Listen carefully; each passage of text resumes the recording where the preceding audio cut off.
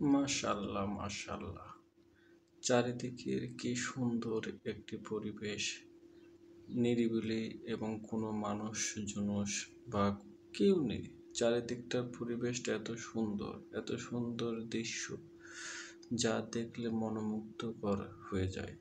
আমি আশ্চর্য হয়ে গেলাম এত সুন্দর দৃশ্য দেখে। আর এই দৃশ্যটাকে আমি ক্যামেরা বন্দি করার জন্য এখানে নেমে পড়লাম।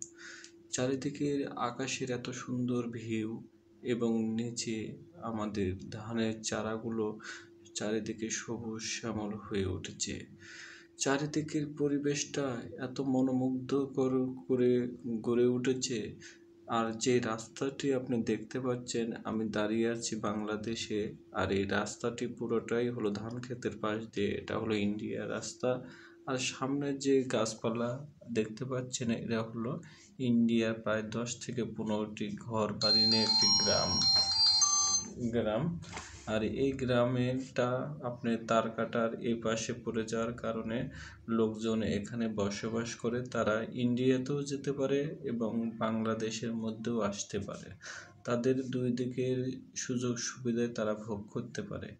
বাংলাদেশে তাদের সকল আত্মীয় স্বজন এবং তারা বাংলাদেশের আত্মীয় স্বজনরাও সেখানে যেতে পারে, কিন্তু প্রশাসনের নজর বাইরে থেকে যেতে হয়, কারণ প্রশাসনের সামনে তারা সেখানে যেতে পারে না।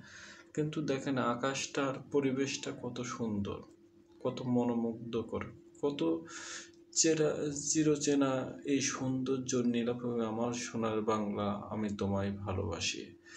যত দেখি ততই ভালো লাগে এই সোনার বাংলাকে। যত দেখি আমি মনোমুগ্ধ হয়ে যাই এই সোনার বাংলাকে। চারিদিকের এই গ্রামের দৃশ্যগুলো দেখলে যেতে আর মন চায় না, বারবার ফিরে যেতে চাই সেই গ্রামে। মনে পড়ে যায় আমার গ্রামের কথা, মনে পড়ে যায় আমার জন্মভূমির কথা। এত সুন্দরভাবে তৈরি করেছে এই সুন্দর পরিবেশ, সকল কিছু এত সুন্দরভাবে গুছিয়ে রেখেছে যে আমি আশ্চর্য হয়ে যাই। কত সুন্দর একটি জায়গা। যখন সময় পাবেন এই গ্রামের সুন্দর পরিবেশে, গ্রামের সুন্দর জায়গা আপনারা ঘুরে ঘুরে দেখে দেখে আসবেন এবং সুন্দর জিনিসগুলোকে আপনারা এই মোবাইলের মাধ্যমে বা ক্যামেরার মাধ্যমে ধারণ করার চেষ্টা করবেন এবং এত সুন্দর দৃশ্যগুলো মানুষের মাঝে বিলিয়ে দেওয়ার চেষ্টা করবেন। মানুষ এই সুন্দর দৃশ্যগুলো দেখলে, গ্রামের সৌন্দর্য দেখলে মানুষের মনটা আসলে খুব সুন্দরভাবে, মন খারাপ থাকলেও ভালো হয়ে যায়। আমি যখনই ক্যামেরার সামনে আসি, যখনই মন খারাপ থাকে, তখনই এগুলো দৃশ্য আমি দেখার জন্য মোবাইলটা হাতে নিয়ে বসে পড়ি। আর এই সুন্দর আকাশের ভিউটা আমার কাছে এত সুন্দর মনে হচ্ছে, যদি আমি ছুঁতে পারতাম, যদি ওখানে যেতে পারতাম, তাহলে কতটা যে ভালো লাগতো, কতটা সুন্দরভাবে আল্লাহ তাআলা তৈরি করেছে এই সুন্দর আকাশটিকে। আর নিচের এই সবুজ শ্যামল জায়গার নিচে আমি দাঁড়িয়ে আছি। চারিদিকে দেখেন কত সবুজ, কত সবুজ, এত সুন্দর ভাবে ধান ক্ষেতগুলো হয়ে উঠেছে। আর এই মুহূর্তে বারবার মনে পড়ে যাচ্ছে আমার সোনার বাংলা, আমি তোমায় ভালোবাসি। আমার সোনার বাংলা, আমি তোমায় ভালোবাসি। এই সোনার বাংলাতে আমরা জন্মগ্রহণ করেছি। এটা আমার দেশ, এটা আমার মাতৃভূমি। এই মাতৃভূমির মাঝে আমরা আস্তে আস্তে বড় হয়েছি, এখানে আমরা শেষ নিঃশ্বাস ত্যাগ করব।